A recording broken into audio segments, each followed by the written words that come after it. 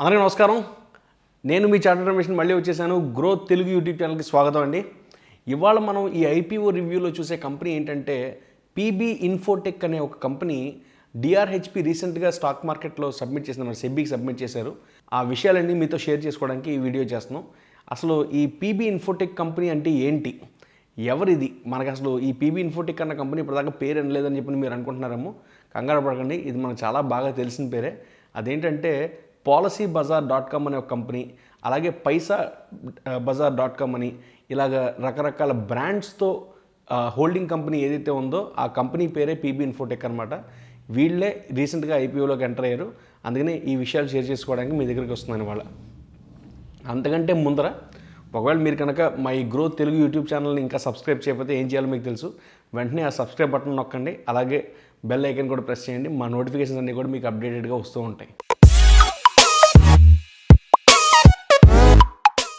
So ఇంకెందుకు late, దీని గురించి మనం పూర్తిగా విశ్లేషిద్దాం. అసలు మీరు ఈ ఇటీవల కాలంలో ఐపీఓల్లో చూస్తే జొమాటో ఎప్పుడైతే ఐపీఓ బిగ్ హిట్ కొట్టిందో దాని తర్వాత అన్ని స్టార్టప్ కంపెనీలు, కొత్త కంపెనీలన్నీ కూడా ఐపీఓల్లో ఎంటర్ అవుదామని చెప్పి చూస్తున్నారండి. నిజానికి వాళ్ళు వ్యాపారంలో ప్రాఫిట్ చేస్తున్నారా లాస్ చేస్తున్నారని అడిగితే నష్టాల్లోనే ఉండొచ్చు, కానీ జనాలకైతే ఇన్వెస్ట్ చేసే ఇంట్రెస్ట్ అయితే ఉందండి. అందుకనే ఖచ్చితంగా వీళ్ళు ఐపీఓలకి అయితే వస్తున్నారు.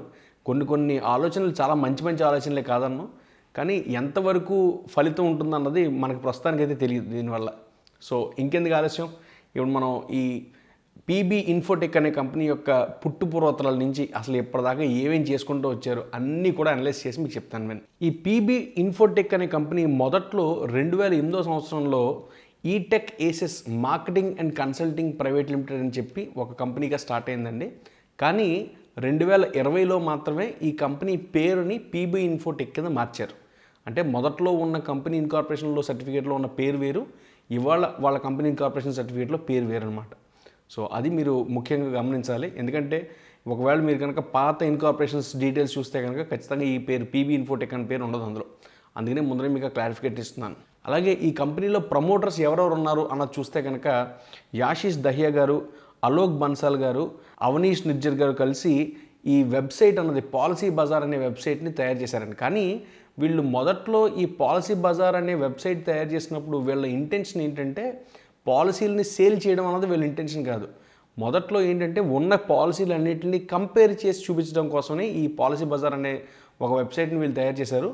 పోను రోజుల్లో వీళ్ళకే అందులో వ్యాపారం చేయకూడదా అన్న ఒక ఆలోచనతోటి వీళ్ళే ఆ ఏజెన్సీ అన్నది కూడా తీసుకుని ప్రతి కంపెనీ ద్వారా టైఅప్ పెట్టుకుని వీళ్ళు సొంతంగా వీళ్ళే ఇన్సూరెన్స్లు కూడా సేల్ చేయడం స్టార్ట్ చేశారు. బ్యాక్గ్రౌండ్ అండి, మొదట్లో ఒట్టి ఒక ప్లాట్ఫామ్ ఎక్కడైతే కనుక ఈ పాలసీలన్నింటినీ కంపేర్ చేసుకోవచ్చు, వేరే ఇన్సూరెన్స్ కంపెనీల నుంచి ఉన్న పాలసీలన్నింటినీ ఎక్కడైతే కంపేర్ చేసుకోవచ్చు అని అడిగితే కనుక ఒట్టి పాలసీ బజార్లో మాత్రమే చేసుకోవడానికి అవకాశం ఉండేది ఇదివరకు. అలా ప్రారంభించిన ఒక వెబ్సైటు 2015లో వాళ్ళకంటూ ఒక యాప్ని ఐఓఎస్కి సెపరేట్గా తయారు చేశారు, అలాగే ఆండ్రాయిడ్కి కూడా సెపరేట్గా తయారు చేశారు.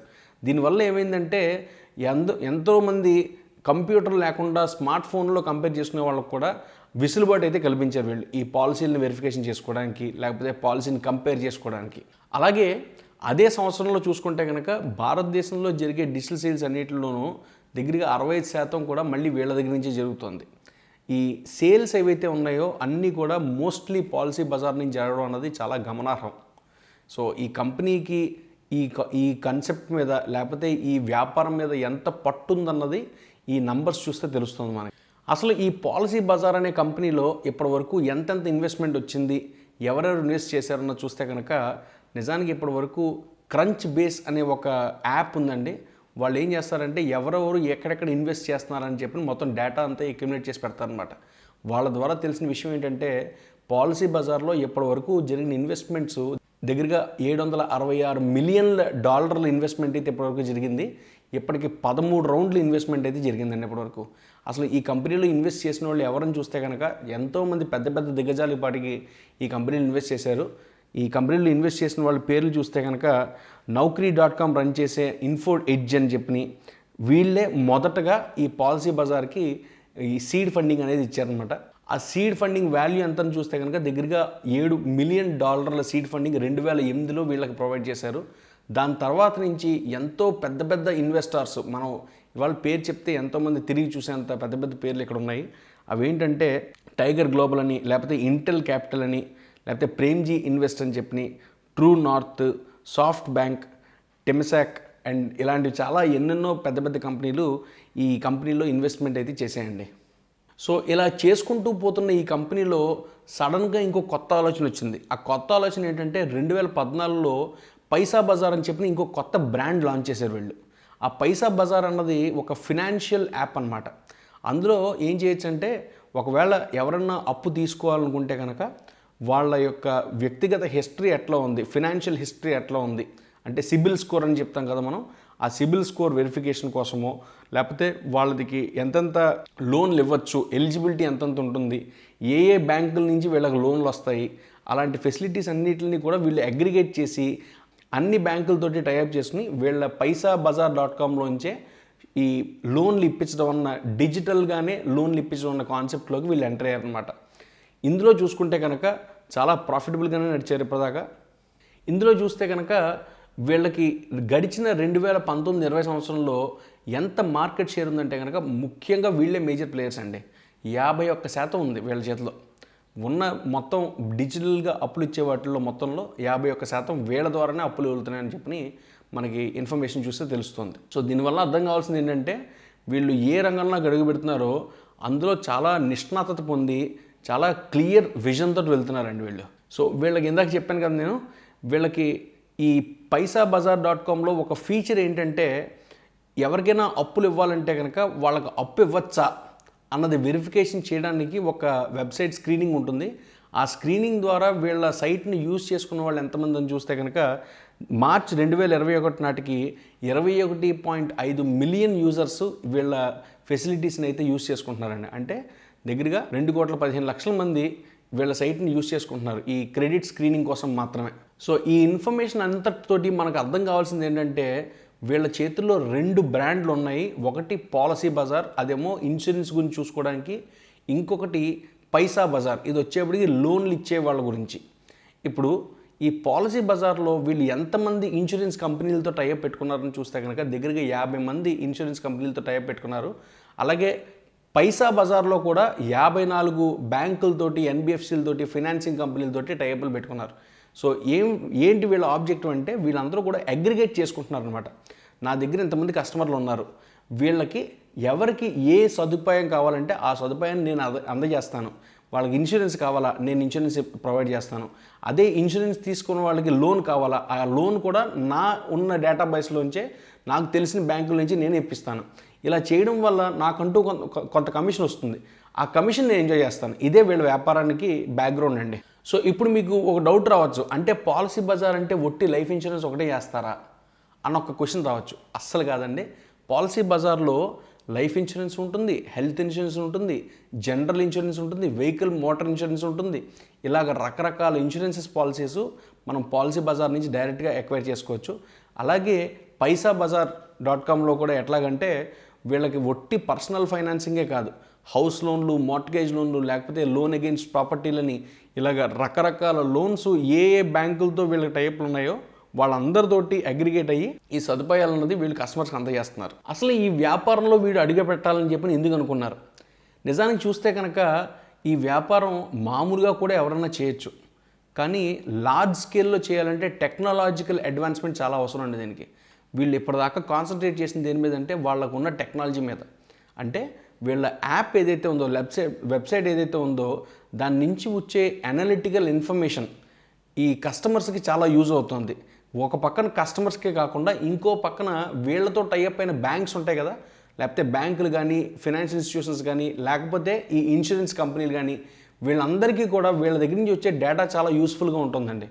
ఇంకొక ముఖ్యమైన విషయం ఏంటంటే, ఇందులో మామూలుగా మనం ఇన్సూరెన్స్ ఏమన్నా చేసుకోవాలన్నా, లేకపోతే బ్యాంక్ వెళ్ళి అప్పు తీసుకోవాలన్నా కానీ పెద్ద పెద్ద డాక్యుమెంట్లు, లక్షల కొద్ది సంతకాలు ఉంటాయి. ఇలాంటి పరిస్థితిని వీళ్ళు డిజిటల్గా తీసుకురావడంతో ఒక టిక్ మార్క్ తోటి, అంటే టర్మ్స్ అండ్ కండిషన్స్ యాక్సెప్ట్ చేస్తున్నారా, ఎస్ అని కొట్టి అక్కడ మనం సబ్మిట్ కొట్టి ఓటీపీ ప్రెస్ చేసామంటే అయిపోయింది.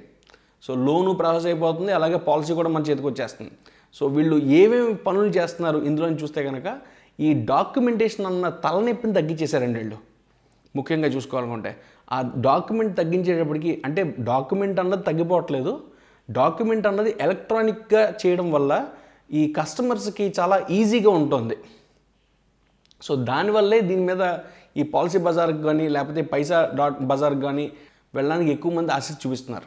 సో ఇదండి బ్రాడ్గా వీళ్ళు చేసే వ్యాపారం, వాళ్ళకున్న అందులో కీ పాయింట్స్ ఏంటన్నది ఇప్పటిదాకా డిస్కస్ చేసుకున్నాం. ఇప్పుడు మనం policybazaar.com గురించి క్షుణ్ణంగా అర్థం చేసుకుందాం.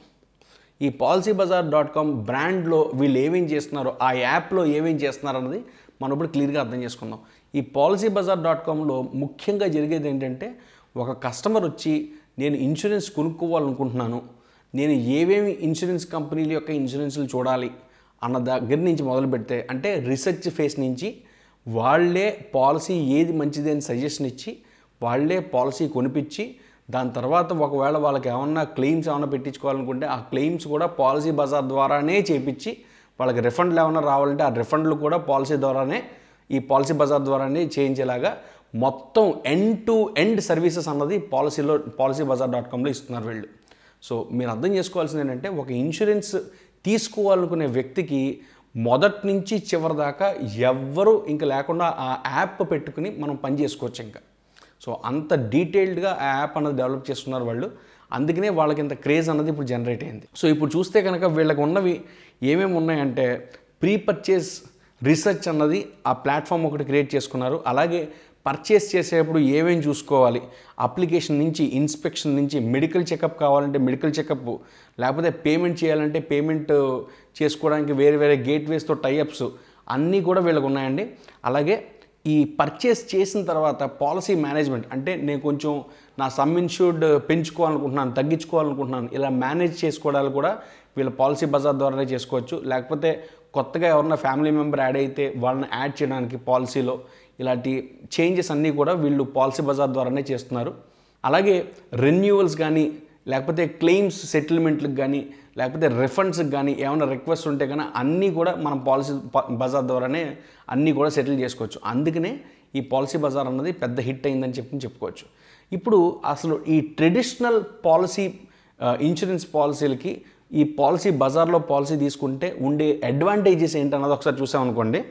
మామూలుగా ప్రాబ్లం ఫేస్ చేసేది ఏంటంటే, ఈ పాలసీ తీసుకోవడం అనేది చాలా టైం కన్జ్యూమ్. ఎందుకంటే ఎన్నో డాక్యుమెంట్లు సబ్మిట్ చేయమని అడుగుతారు, దాని తర్వాత ఎన్నో సంతకాలు పెట్టమని అడుగుతారు, దాని తర్వాత ఇంటికి వెరిఫికేషన్లు అంటారు, అన్నీ వస్తాయి. సో అవన్నీ చాలా లెంగ్తీ ప్రాసెస్ కాబట్టి కొంచెం కష్టంగా ఉంటుంది అందరికీ. కానీ ఇక్కడ చూస్తే కనుక టెక్నాలజీ వల్ల చాలా అడ్వాన్స్మెంట్ తోటి అసలు ఆ ఇబ్బందులు ఏమి ఉండట్లేదు మనకి. అలాగే రెండో ముఖ్యమైన విషయం ఏంటంటే, ఇది కంపేర్ చేయడానికి నార్మల్గా ఎవరు కూడా అంత అవకాశాలు ఇవ్వరండి. ఎందుకంటే మనం ఎవరి దగ్గరికైనా ఏజెంట్ దగ్గరికి వెళ్ళామనుకోండి, వాళ్ళు ఏదో ఒక ఇన్సూరెన్స్ కంపెనీతో టైఅప్ అయి ఉంటే ఆ ఇన్సూరెన్స్ పాలసీ గురించి చెప్తారే తప్పితే పక్క ఇన్సూరెన్స్ పాలసీ గురించి చెప్పరు మనకు అసలు. కానీ ఇక్కడ అట్లా కాదు. నేను హ్యాపీగా policybazaar.comకి వెళ్ళి ఉన్న ఇన్సూరెన్స్ అన్నిటిలోనూ నాకు హెల్త్ ఇన్సూరెన్స్ కావాలి, హెల్త్ ఇన్సూరెన్స్లో ఎవరెవరు ఏమేమి ప్రొవైడ్ చేస్తున్నారు అన్నీ తీసుకుని కంపేర్ చేసుకోవచ్చు నేనే. సో ఈ సౌలభ్యం అన్నది ఈ పాలసీ బజార్ ద్వారా వచ్చింది. అందుకనే దీన్ని అంత ఎక్కువగా ఇష్టపడుతున్నారు అందరూ కూడా. అలాగే వన్ సైజ్ ఫిట్స్ ఆల్ అని అంటారు. అంటే నేనేమిస్తే అదే నీకు ఆల్టర్నేటివ్ అని చెప్పి ఏజెంట్లు చెప్పారనుకోండి, అందరికీ నచ్చకపోవచ్చు అది. కానీ ఇక్కడ policybazaar.comకి వచ్చేప్పటికి మనకి ఎలా కావాలో అలాగ మలుచుకునేలాగా ఈ policybazaar.comలో ఉండడం అన్నది ఒక పెద్ద అడ్వాంటేజ్ అండి. దాంతో ఏమైందంటే మనకి కావాల్సిన రకంగా పాలసీని డిజైన్ చేసుకుని దాన్ని మనం ఇంప్లిమెంట్ చేసుకోవచ్చు అనమాట. ఇంకొక చాలా చాలా ముఖ్యమైన విషయం, చాలా ఇంపార్టెంట్ అయిన విషయం ఏంటంటే, కొంతమంది ఏజెంట్లు సరిగ్గా చెప్పకుండా, ఇన్ఫర్మేషన్ కంప్లీట్గా చెప్పకుండా ట్రాన్స్పరెంట్గా ఉంటారండి. కానీ పాలసీ బజార్లో అలా జరిగే ప్రసక్తి లేదు. ఎవరి దాకానో ఎందుకు, మా సొంత తల్లిదండ్రుల దగ్గరే ఒకసారి మా నాన్నగారు రిటైర్ అయినప్పుడు ఒక పాలసీ ఉందండి తీసుకోండి అని చెప్పి 1 సంవత్సరమే కట్టాలని చెప్పి ₹1,00,000 కట్టించుకున్నారు. కట్టించుకున్న తర్వాత మళ్ళీ 2వ సంవత్సరం నుంచి మళ్ళీ నోటీస్ వస్తానే వచ్చిందనమాట, ₹1,00,000 మళ్ళీ కట్టాలి మీరు అని చెప్పి. అసలు మనకి మొదట్లో ఏజెంట్ చెప్పింది వచ్చేప్పుడు ₹1,00,000 కట్టాలి, ఒకేసారి కట్టాలని చెప్పారు. కానీ అక్కడ వాళ్ళు డాక్యుమెంట్ సైన్ చేసేప్పుడు మాత్రం కంటిన్యూస్గా కడతామని చెప్పి సైన్ చేయించారు.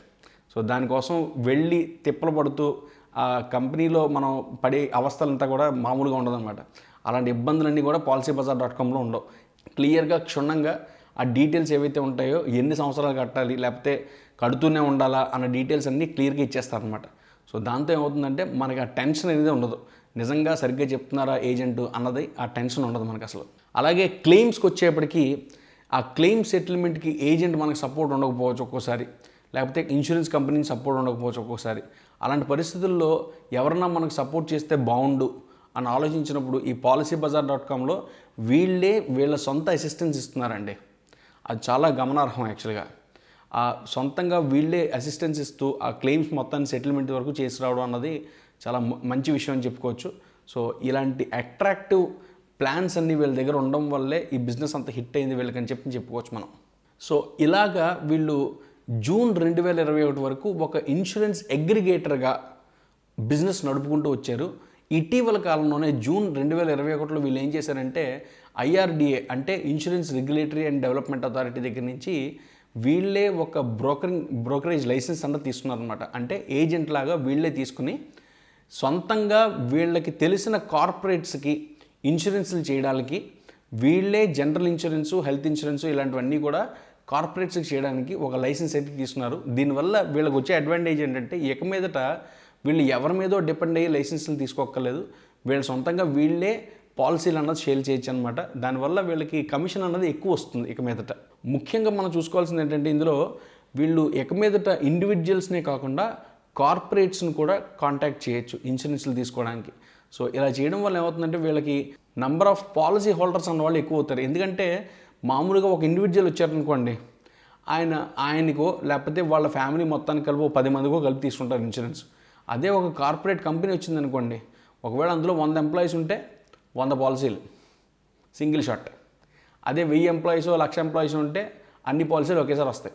సో ఇలాంటి పాలసీలని ఒకేసారి తీసుకునేలాగా అవకాశం ఎట్లా ఉందని చూసుకుని వీళ్ళు ఈ లైసెన్స్ అన్నది కూడా తీసుకున్నారనమాట ఏజెన్సీ. సో దీని ద్వారా ఖచ్చితంగా ఎక్కువ రెవెన్యూ ఫ్యూచర్లో వస్తుందన్న చెప్పడానికి సందేహమే లేదు.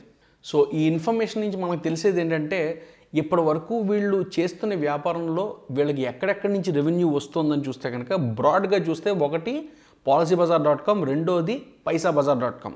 ఈ policybazaar.comలోనే 2 సెగ్మెంట్స్ ఉన్నాయండి. ఒకటి ముఖ్యంగా ఈ ఇన్సూరెన్స్ ప్రీమియంల మీద ఒక పర్సంటేజ్ ఆఫ్ కమిషన్, అదే వీళ్ళకి మెయిన్ ఆదాయం. అది కాకుండా మిగతా సర్వీసులు కూడా ఉన్నాయి కదా, క్లెయిమ్ సెటిల్మెంట్లోనో లేకపోతే ఇంకొక ఈ ఇన్సూరెన్స్ కంపెనీలకి కొంచెం వెసులుబాటు కల్పించడాలో లేకపోతే ఇలాంటి ఫెసిలిటీస్ ఏవైతే ఉన్నాయో వీటి వల్ల కూడా వీళ్ళకి కొంచెం ఎక్స్ట్రాగా ఆదాయం వస్తుంది. సో ఈ 2 రకాల ఆదాయాలనే ముఖ్యంగా వీళ్ళకి ఈ policybazaar.comలో రెవెన్యూ కింద చూపించుకుంటున్నారు. అలాగే ఈ ప్రీమియం ఏదైతే మొత్తం కలెక్షన్ ఉందో అంటే రెన్యువల్స్, కొత్త పాలసీలు అన్నీ కలుపుకొని చూస్తే కనుక దగ్గరగా వీళ్ళకి 4,700 కోట్ల రెన్యువల్స్ అయితే జరిగాయని చెప్పుకోవచ్చు. రెన్యువల్స్ అలాగే కొత్త పాలసీలు అన్నీ కలుపుకొని జరిగాయని చెప్పుకోవచ్చు. ఇది 2020-21 సంవత్సరంలో జరిగిన డేటా అండి. ఈ 4,700 కోట్లు ఎంత వాల్యూ ఉంది అన్నది చూస్తే కనుక వీళ్ళ ప్లాట్ఫామ్ నుంచి జనరేట్ అయ్యే మొత్తం రెవెన్యూలో దగ్గరగా 47% ఉందండి. కస్టమర్స్ ఎంతమంది ఇలాంటివన్నీ డేటా చూస్తే కనుక అసలు మొత్తం వీళ్ళ ప్రీమియం ఎంత కలెక్షన్ వచ్చింది చూస్తే కనుక 47.1 బిలియన్ ప్రీమియం అన్నది కలెక్ట్ చేశారు. అలాగే మొత్తం సమ్ ఎష్యూర్డ్ ఎంత చూస్తే కనుక 7 ట్రిలియన్ల సమ్ ఎష్యూర్డ్ ఉంది. అలాగే క్యుములేటివ్ పాలసీస్ హోల్డ్ చూస్తే కనుక 19.2 మిలియన్ పాలసీస్ సేల్ చేసి ఉంచారు ఇప్పటిదాకా. క్యుములేటివ్ ట్రాన్సాక్టింగ్ కస్టమర్స్ ఎంతమంది ఉన్నారు చూస్తే కనుక 9.6 మిలియన్ కస్టమర్స్ ఉన్నారు. అలాగే ఇన్సూరెన్స్ పార్ట్నర్స్ చూస్తే కనుక 51 మంది ఉన్నారండి. ఇలాగా ఈ ఇన్సూరెన్స్ కంపెనీతో టైఅప్ పెట్టుకున్న తర్వాత వీళ్ళ వ్యాపారం బాగుందనే చెప్పాలి. సో ఇలా చూసుకుంటూ పోతే మార్చ్ 2021 నాటికి వీళ్ళ దగ్గర ఉన్న రిజిస్టర్డ్ కస్టమర్స్ ఎంతమందని చూస్తే 48 మిలియన్ కస్టమర్స్ ఉన్నారండి. అందులో వీళ్ళకి సేల్స్ చేసిన వాళ్ళు ఎంతమందని చూస్తే కనుక దగ్గరగా 19 మిలియన్ పాలసీస్ అన్నది సేల్స్ జరిగాయి. ఎంతమంది వచ్చి వీళ్ళ సైట్ని విజిట్ చేస్తున్నారని చూస్తే కనుక 126 మిలియన్ల సైట్ విజిట్స్ అన్న ఉన్నాయి. అంటే వెబ్సైట్ని వీళ్ళు ఓపెన్ చేసి చూసేవాళ్ళు 126 మిలియన్ పీపుల్ ఉన్నారనమాట. అలాగే ఈ రెవెన్యూ ఎంత జనరేట్ అవుతుంది, ఇయర్ ఆన్ ఇయర్ ఎంత పర్సంటేజ్ పెరుగుతుందని చూస్తే కనుక దగ్గరగా 18% వీళ్ళ రెవెన్యూ గ్రోత్ అనేది ఉందండి. అండ్ వీటిల్లో చూసుకుంటే కనుక ముఖ్యంగా వీళ్ళకి ఎక్కువగా సేల్ అయ్యేది ఏంటంటే మోటార్ ఇన్సూరెన్స్ పాలసీస్ ఎక్కువగా సేల్ అవుతున్నాయని చెప్పి వీళ్ళ డేటా చూస్తే తెలుస్తుంది మనకి. సో ఈ కంపెనీలో ఇందాక చెప్పుకున్నట్టు దగ్గరగా 68% ఈ ఇన్కమ్ అన్నది ఈ పాలసీ బజార్ నుంచి వస్తుంది. మిగతా 31.5% వచ్చేప్పటికి మిగతా ఎన్విరాన్మెంట్ నుంచి వస్తుంది. అది ఏంటని చూస్తే కనుక ముఖ్యంగా వీళ్ళకున్నది ఈ ఫైనాన్సింగ్ గురించే, అంటే పైసాబజార్.com నుంచి వస్తుందని చెప్పుకోవచ్చు. ఈ పైసా బజార్లో చూస్తే కనుక వీళ్ళు ఏమేం చేస్తున్నారు అన్నది చూస్తే ఈ పైసా బజార్లో ముఖ్యంగా వీళ్ళకి వచ్చేది కమిషనేనండి మళ్ళీని. కాకపోతే ఇక్కడ వచ్చే కమిషన్ ఇన్సూరెన్స్ కమిషన్ కాదు, వీళ్ళు ఎవరి చేత అయితే లోన్లు ఇప్పిస్తున్నారో వాళ్ళ నుంచి వీళ్ళ కొంత కమిషన్ ఎంతో వస్తుంది. ఎందుకంటే వీళ్ళు లోన్లు ఆ డాక్యుమెంట్ అంతా కరెక్ట్గా ఉందా అంతా వెరిఫికేషన్ చేసుకుని ఒక బ్యాంకుకి తీసుకెళ్ళిస్తారు. ఆ బ్యాంక్ కనుక వాళ్ళకి ఆ కస్టమర్ ప్రాజెక్ట్ ప్రొఫైల్ నచ్చితే కనుక డబ్బులు ఇచ్చి పంపిస్తారు.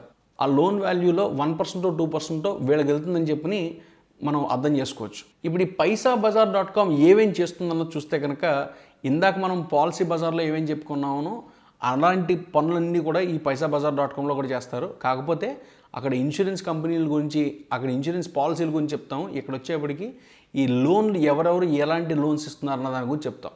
ఈ పైసాబజార్.comలో చూస్తే కనుక ఈ వెబ్సైట్ ఏదైతే ఉందో వాళ్ళే అందులో అన్ని కంపారిజన్కి రెడీగా పెట్టారండి. అంటే ఒక కంపెనీలో ఎవరు ఒక బ్యాంకులో ఎవరు ఎంత రేట్ ఆఫ్ ఇంట్రెస్ట్కి అప్పిస్తున్నారు, అలాగే ఇంకొక బ్యాంకులో ఎంత రేట్ ఆఫ్ ఇంట్రెస్ట్కి అప్పిస్తున్నారు, ఆ డీటెయిల్స్ అన్నీ కూడా ఈ పైసాబజార్.comకి వెళ్ళి నేను చెక్ చేసుకోవచ్చు. అదే కాకుండా ఈ క్రెడిట్ స్కోర్ ఏదైతే ఉంటుందో, సిబిల్ స్కోర్ కానీ లేకపోతే కంపెనీలకి క్రెడిట్ స్కోర్ కానీ, ఈ క్రెడిట్ స్కోర్ అన్నది ప్రాపర్గా ఉందా లేదా వెరిఫికేషన్ చేసుకోవడానికి వీళ్ళ సైట్ ద్వారానే ఒక అవకాశం అయితే కల్పించారు. దాంతో ఎంతోమంది చిన్న చిన్న వ్యాపారస్తులు ఎవరైతే ఉంటారో వాళ్ళు చెక్ చేసుకోవడానికి అవకాశం అయితే ఇందులో కలిగించారనమాట. అది కాకుండా ముఖ్యంగా ఈ అడ్వాంటేజ్ ఏంటంటే ఈ పైసాబజార్.comలో ఇందాక చెప్పినట్టు ట్రాన్స్పరెన్సీ అండి. ఏ బ్యాంకు ఎంత రేట్ ఆఫ్ ఇంట్రెస్ట్ వరకు తగ్గించి ఇవ్వగలుగుతారు అన్నది క్లియర్గా ఇందులో ఉంది. ఈ డీటెయిల్స్ అందులో ఆ డీటెయిల్స్ అన్నీ కూడా కస్టమర్స్కి చాలా బాగా యూజ్ అవుతుందని చెప్పి చాలామంది అభిప్రాయపడ్డారు. ఇవి కాకుండా ఇందాక చెప్పుకున్నట్టుగానే end to end services provide చేయడము, లేకపోతే ఈ టైం కన్జ్యూమ్ యాక్టివిటీస్ అన్నీ తగ్గించడము, ఇలాంటివి కూడా ఈ కంపెనీ ద్వారానే, ఈ ప్లాట్ఫామ్ ద్వారానే చేస్తున్నారు. సో ఇది ముఖ్యంగా ఈ పైసాబజార్.com అనే ప్లాట్ఫామ్ నుంచి వీళ్ళు చేస్తున్న వ్యాపారం. ఇది కాకుండా ఈ పీబీ ఫిన్టెక్ అనే కంపెనీ కస్టమర్ల దగ్గర నుంచి వచ్చే డబ్బులు మాత్రమే కాదండి, ఇన్సూరెన్స్ కంపెనీల నుంచి లేకపోతే ఫినాన్సింగ్ కంపెనీల నుంచి కూడా వీళ్ళకి కొంత ఆదాయం అయితే వస్తుంది. ఆ ఆదాయం ఎక్కడి నుంచి వస్తుందని చూస్తే కనుక వీళ్ళకున్న టెక్నాలజీ తోటి వీళ్ళకి చాలా ఇన్ఫర్మేషన్ అనేది ఉంటుంది. సో ఈ పీబీ ఫిన్టెక్ అన్న కంపెనీ మిగతా సర్వీసెస్ కూడా అందజేస్తుందండి. ఎవరికి అందజేస్తారని చెప్తే కనుక ఈ ఇన్సూరెన్స్ కంపెనీలకి లేకపోతే అప్పులు ఇచ్చే వాళ్ళకి ఈ కంపెనీ సర్వీస్ అయితే అందజేస్తుంది. ఎలాంటి సర్వీస్ అని చూస్తే కనుక టెక్నాలజికల్ సర్వీసెస్, అంటే డేటాను అనలైజ్ చేసి ఎలాంటి లోన్లు కస్టమర్స్ ఎక్స్పెక్ట్ చేస్తున్నారు, లేకపోతే ఎలాంటి ఇన్సూరెన్స్ పాలసీస్ ఎక్స్పెక్ట్ చేస్తున్నారు కస్టమర్స్, ఇలాంటి అనలిటికల్ ఇన్ఫర్మేషన్ని ఈ ఇన్సూరెన్స్ కంపెనీలకి లేకపోతే లెండర్స్కి ప్రొవైడ్ చేయడం, లేకపోతే టెక్నాలజికల్ సపోర్ట్ ప్రొవైడ్ చేయడం, ఇలాంటి ఫెసిలిటీస్ ద్వారా కూడా వీళ్ళకి కూడా కొంత ఆదాయం అయితే ఈ ఇన్సూరెన్స్ కంపెనీల నుంచి లేకపోతే లెండర్స్ దగ్గర నుంచి వస్తుంది. ఇది ముఖ్యంగా వీళ్ళకి జరుగుతున్న మొత్తం వ్యాపారం అండి. ఇప్పుడు మనం అసలు ఈ ఇండస్ట్రీ ఏదైతే ఉందో, ఇన్సూరెన్స్ ఇండస్ట్రీ మన భారతదేశంలో బాగా నడుస్తుందా నడవదా అన్న దాని గురించి అర్థం చేసుకుందాం. ఇప్పుడు మీరు నిజంగా అబ్జర్వ్ చేస్తే కనుక భారతదేశంలో ఇంటర్నెట్ సర్వీసెస్ ఎక్కువ అయ్యే కొద్దీ ఖచ్చితంగా యూసేజ్ కూడా ఎక్కువ అవుతుంది, దానివల్ల వ్యాపారం కూడా పెరుగుతుందనే మనం అర్థం చేసుకోవాలి. ఇది ఇదివరకు కూడా నేను జొమాటో రివ్యూ చేసినప్పుడు కూడా చెప్పానండి. ఇంటర్నెట్ అన్నది యూజ్ చేయడం ఎక్కువైతే ఇన్సూరెన్స్కి లేకపోతే అప్పులకి ఏమైనా సంబంధం ఉందా అని అడిగితే కనుక ఖచ్చితంగా ఉందని చెప్తాను నేను. ఎందుకంటే జనాలకి వెళ్ళి డైరెక్ట్గా కూర్చొని డిస్కస్ చేసి ఒక ఇన్సూరెన్స్ పాలసీ తీసుకునేంత టైం ఎవరికి లేదు. ఇప్పుడు అందరూ కూడా ఫోన్లో చూసుకుంటున్నారు, నచ్చితే కొంటున్నారు లేకపోతే తీసేస్తున్నారు. అలాంటి పరిస్థితి వచ్చింది. సో ఖచ్చితంగా ఇన్సూరెన్స్ పాలసీలకి మన భారతదేశంలో ఇంకా డిమాండ్ ఉంది, ఖచ్చితంగా చేస్తారని చెప్పి నేను ఆశిస్తున్నాను. అండ్ ముఖ్యంగా మనం ఈ డేటా చూస్తే కనుక మన భారతదేశాన్ని యూఎస్ఏ తోటి చైనా తోటి కంపేర్ చేస్తే గ్రాస్ నేషనల్ సేవింగ్స్ జీడిపితో పర్సంటేజ్ కంపేర్ చేస్తే కనుక 29% ఉందండి. అదే యూఎస్ఏలో చూస్తే కనుక 17.8% ఉంది, చైనాలో 45.7% ఉంది. అంటే మన భారతదేశంలో సేవింగ్స్ మెంటాలిటీ ఎంత ఉందంటే మనకే ఎక్కువ ఉందని చెప్పుకోవచ్చు. క్రెడిట్ కార్డ్స్ ఎంతమంది దగ్గర ఉన్నాయని చూస్తే కనుక ఇండియాలో 4.5% మందిగా ఉన్నాయి, కానీ యూఎస్ఏలో చూసుకుంటే కనుక 137% ఉందండి. అలాగే చైనాలో 54% మంది క్రెడిట్ కార్డులు వాడతారు. డెబిట్ కార్డులు చూస్తే కనుక ఇండియాలో 65% వాడుతున్నారు, యూఎస్ఏలో 79% వాడుతున్నారు, చైనాలో 512% వాడుతున్నారు. అలాగే ఎంతమంది దగ్గర అసలు క్రెడిట్ స్కోరే లేదు. అలాంటిది చూస్తే కనుక దగ్గర 78% మంది దగ్గర అసలు క్రెడిట్ స్కోరే లేదు. యూఎస్ఏలో 41% లేదు, చైనాలో 29% లేదు. ఇది చాలా గమనించాల్సిన విషయం. ఎందుకంటే క్రెడిట్ స్కోరే లేకుండా బతికేస్తున్నారంటే ఖచ్చితంగా వాళ్ళకి ఫ్యూచర్లో అప్పులు కావాల్సి వచ్చినప్పుడు, లేకపోతే ఇన్సూరెన్స్ పాలసీలు కావాల్సి వచ్చినప్పుడు క్రెడిట్ స్కోర్ కావాల్సి వస్తుంది. అలాంటి ఎదిగే దేశం మనది ప్రస్తుతానికి. ట్రేడింగ్ అకౌంట్ ఎంతమంది దగ్గర ఉందని చూస్తే కనుక ఇండియాలో ఒట్టి 3% మందికే ఉంది, కానీ యూఎస్ఏలో 36% మందికి ఉంది, చైనాలో 11% మందికి ఉంది. లైఫ్ ఇన్సూరెన్స్ పెనట్రేషన్ ఎంత సమ్ ఎష్యూర్డ్ ఉంది జీడిపిలో చూస్తే కనుక 24% మందే ఉందండి. అంటే ఉన్న జీడిపిలో సమ్ ఎష్యూర్డ్ ఒట్టి 24%కే ఉంది. అంటే ఒకవేళ ఎవరన్నా సంపాదించే వాళ్ళు చనిపోతే కొంతమందిలో 24%మే దేశానికి ఉపయోగపడుతున్నారు. దేశానికి ఇన్సూరెన్స్ అయితే పార్టిసిపేట్ అవుతుంది, లేకపోతే అవ్వట్లేదు. అలాగే యూఎస్ఏలో చూసుకుంటే కనుక 265% ఉంది జీడిపిలో, చైనాలో చూసుకుంటే కనుక 95% ఉంది.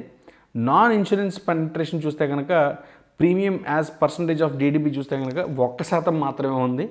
అలాగే యూఎస్ఏలో చూస్తే కనుక 6.5% ఉంది, చైనాలో 2% మాత్రమే ఉంది.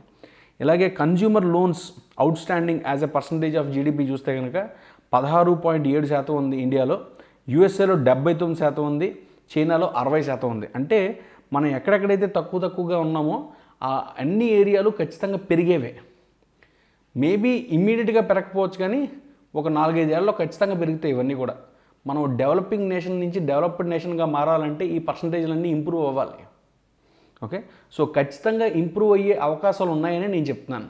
ఇప్పుడు ఈ పర్సంటేజ్లు ఇంప్రూవ్ అవ్వడానికి, లేకపోతే ఫినాన్షియల్ లిటరసీ ఇంప్రూవ్ అవ్వడానికి మన భారతదేశ గవర్నమెంట్ ఏమేమి ఉపాధి కల్పాలు, లేకపోతే ఏమేమి ప్రాజెక్టులు తీసుకున్నారని చూస్తే కనుక ప్రధాన్ మంత్రి జన్ధన్ యోజన అని చెప్పని బ్యాంక్ అకౌంట్లు ఇంప్రూవ్ చేయడానికి కోసం చెప్పని తీసుకున్నారు.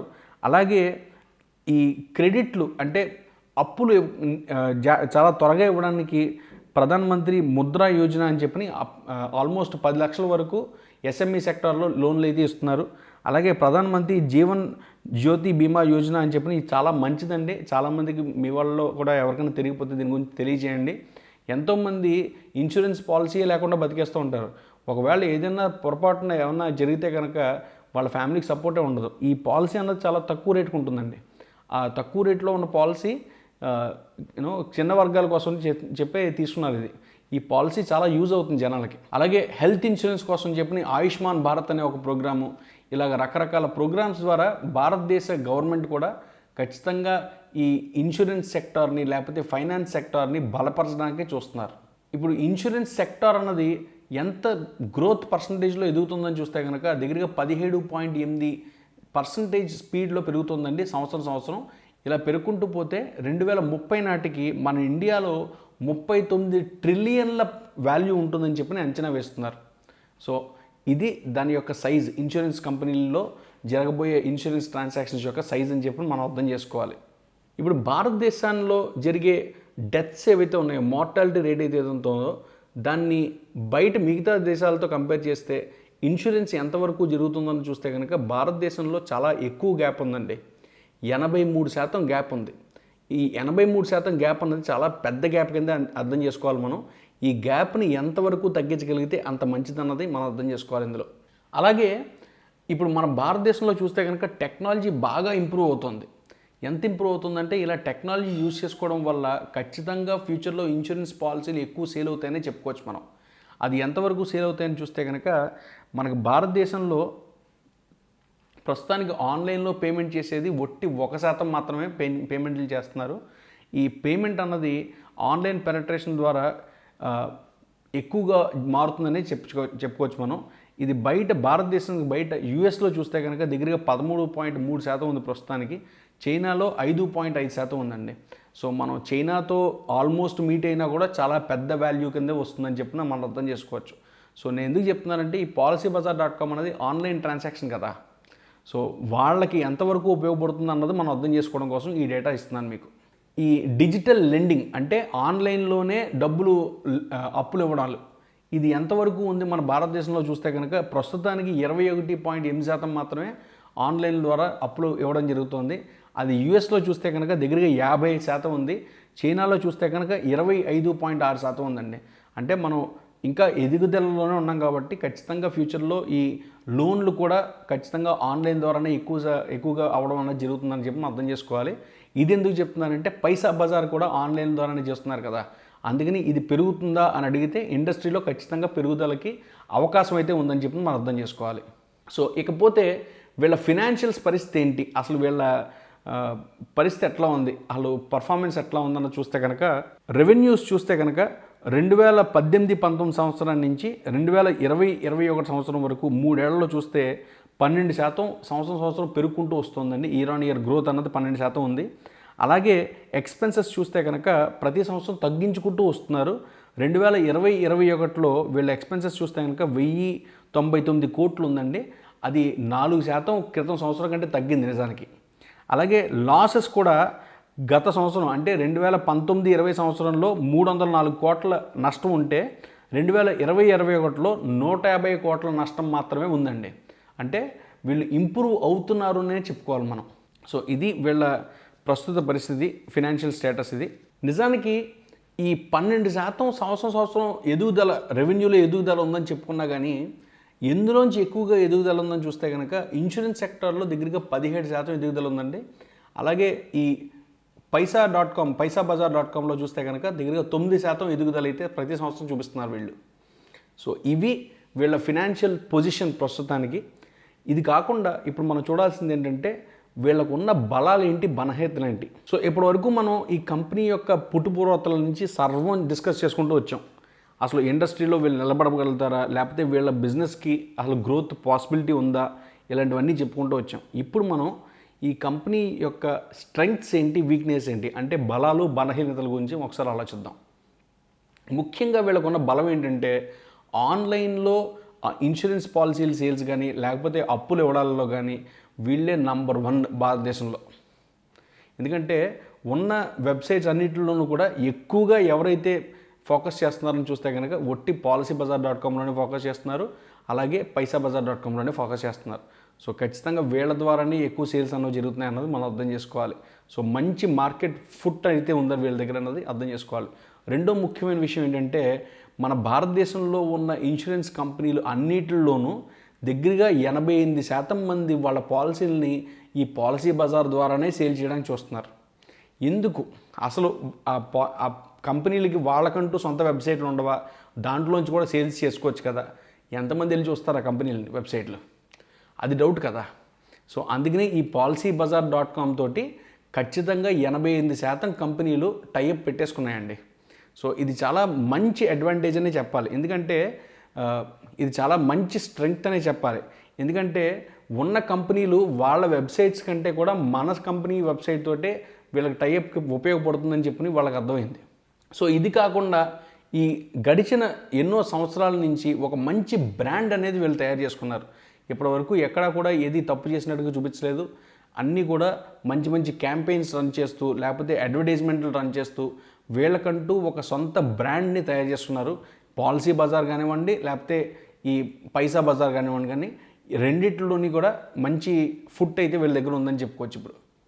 సో ఇలా ఉన్న కంపెనీ ఇంకా ఫ్యూచర్లో మంచి మంచి కస్టమర్స్, ఇంకా ఎక్కువ కస్టమర్స్ని ఆన్బోర్డ్ చేసుకునే కొద్దీ వీళ్ళకున్న ఎక్స్పెన్సెస్ ఏవైతే ఉన్నాయో అవి తగ్గించుకుంటూ వస్తారండి. ఎందుకంటే టెక్నాలజీలో ఉన్న అడ్వాంటేజ్ అదే కదా. ఇనీషియల్గా టెక్నాలజీ డెవలప్ చేయడానికి ఖర్చుకి అంత అవుతుంది. ఆ ఖర్చు మనకి కస్టమర్స్ పెరిగే కొద్దీ మనకు రెవెన్యూలో ఈ ఖర్చు అన్నది మారదు. ఇప్పుడు ఆ ఖర్చు అట్లాగే ఉంటుంది, రెవెన్యూ పెరుగుతూ ఉంటే ఖచ్చితంగా వీళ్ళకి ప్రాఫిట్స్ అయితే ఫ్యూచర్లో వస్తాయని చెప్పుకోవచ్చు మనం.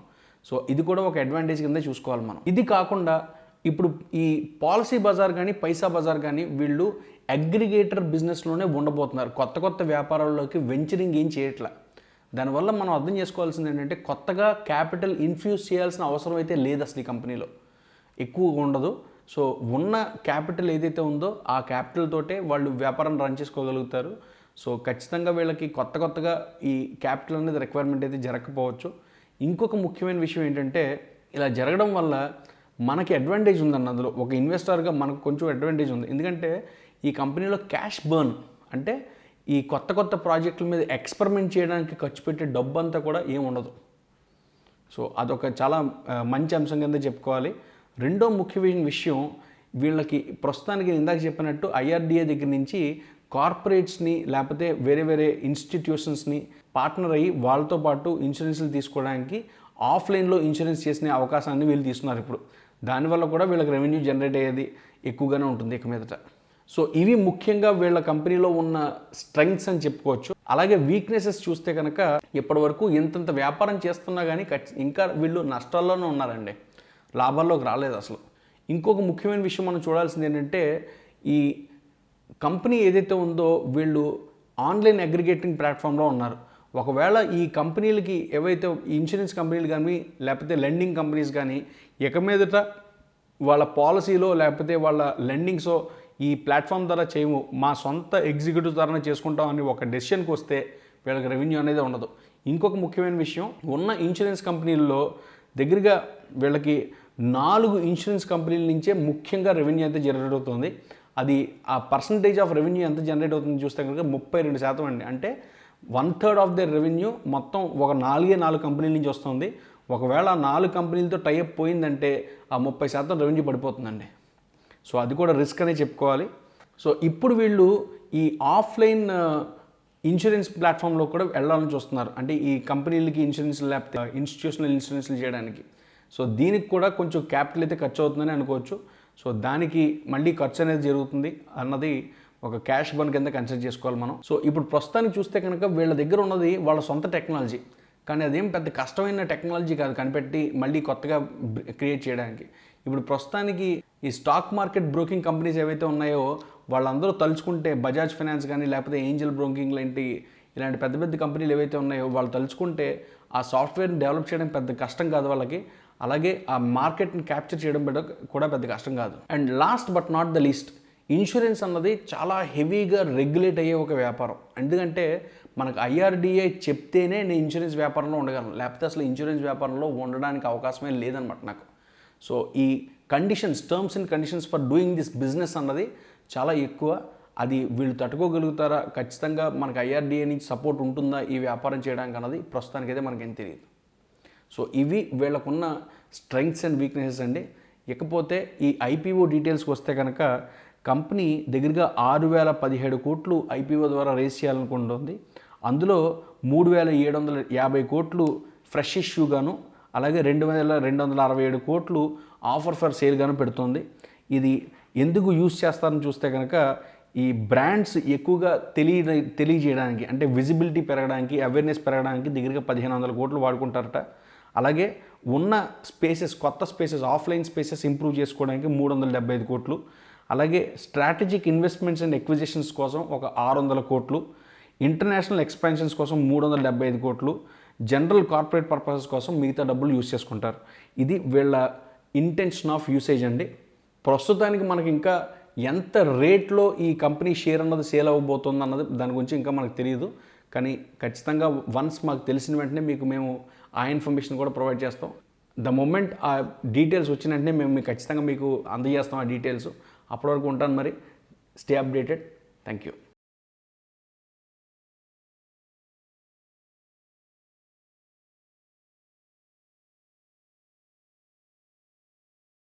Investment in securities market are subject to market risks. Read all the related documents carefully before investing. Please read the risk disclosure documents carefully before investing in equity shares, derivatives, mutual fund, and or other instruments traded on the stock exchanges.